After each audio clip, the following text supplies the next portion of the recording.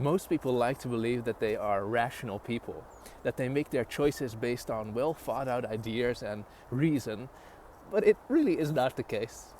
And even men who are considered on average to be more focused on thoughts and reason compared to the average woman, they are still making the vast majority of their choices based completely on their feelings. And I'll make use of a little bit simplified but still very clear story of a man who likes a supercar, a Lamborghini. The fact is, he just enjoys that car. It excites him. He would love to drive it and feel it and experience it. These are based all on emotions. But because there is this story that says, I am a rational person, an extra layer is added on top to justify why they are feeling this. So it's maybe like, oh, it goes to 0 to 100 in X amount of seconds, or it has X amount of horsepower. Or maybe like it's a limited edition, it's made in Italy, and it's mostly handmade.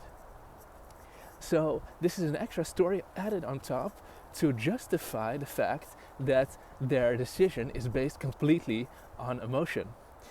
And it's interesting to see how our mind does this all the time. It likes to uphold a certain story, and in this case it's the story of I'm a reasonable person. But it's layers of stories stacked on top of each other.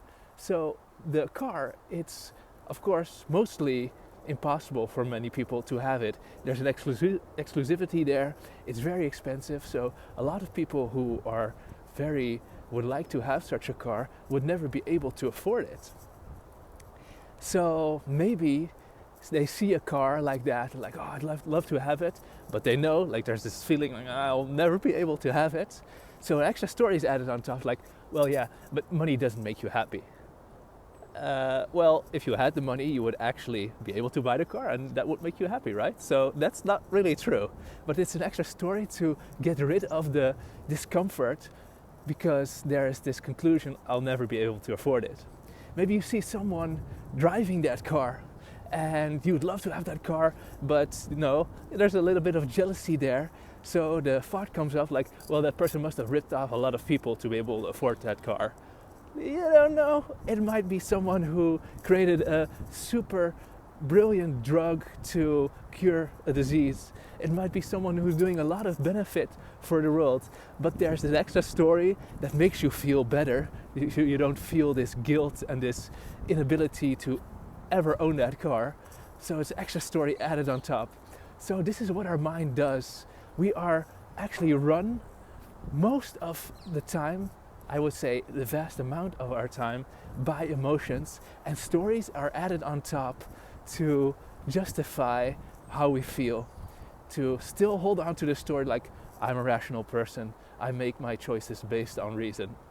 It really isn't the case. It is really funny when you start to notice this in yourself, in other people, that there's this stories stacked on top of each other just to be able to say in the end, I am someone who is basing my decisions and my actions based on my thoughts and not on my emotions. When you see this, the more and more you're able to let go of it, to see it for what it is. It's an automatic pattern, and you will be able to live a more authentic life without this story, because you aren't identified with it.